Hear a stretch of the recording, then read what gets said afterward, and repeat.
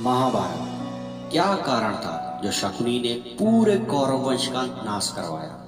महर्षि व्यास द्वारा रचित महाभारत अपने आप में कई रहस्यों से भरा हुआ है। महाभारत में हर एक पात्र की अपनी अपनी भूमिका रही। इसमें एक पात्र थे कपट के भाई शकुनी, जिसके अंदर अपमान से ही प्रतिशोध की ज्वाला धधक रही थी। शकुनी में प्रतिशोध की भावना इतनी तीव्र हो गई, उसने पूरे कौरव वंश का नाश करवा दिया। शकुनी गांधार नरेश सुबाल के पुत्र थे। गांधार हिंदू कुश पर्वतमाला कंबोज के पास था, जिसको आज हम अफगानिस्तान के नाम से जानते हैं। राजा सुबाल को शकुनी अत्यंत प्रिय थे। राजा सुबाल के 100 पुत्र और कई रानियां थी। उसमें से सबसे छोटे पुत्र शकुनी ही थे। राजा सुबाल की एक पुत्री थी, उसका नाम गांधारी था।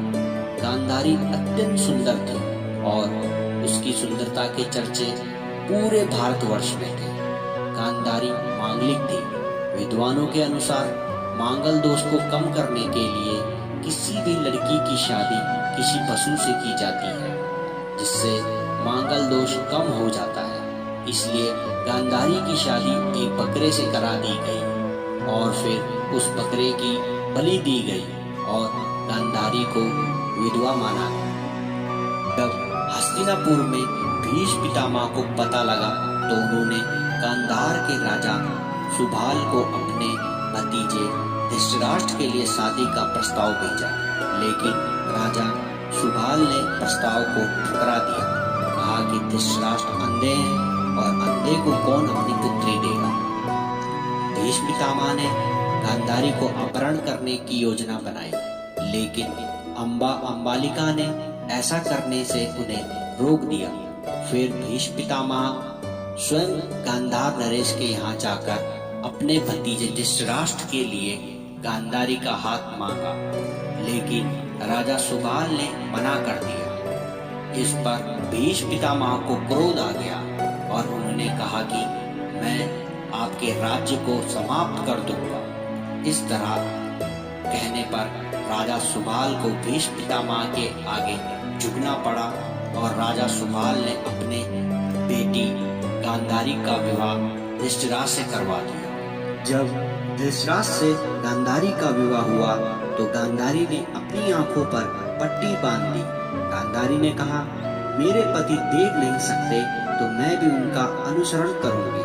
कुछ समय बाद धृतराष्ट्र को पता चला कि गांधारी विधवा थी और एक विधवा का विवाह मेले से करा दिया गया। धृतराष्ट्र को बड़ा क्रोध आया और उन्होंने राजा सुबाल और उसके 100 पुत्रों को कारागार में डाल दिया और सख्त निर्देश दे दिए कि इसको सिर्फ एक व्यक्ति का ही खाना दिया जाए।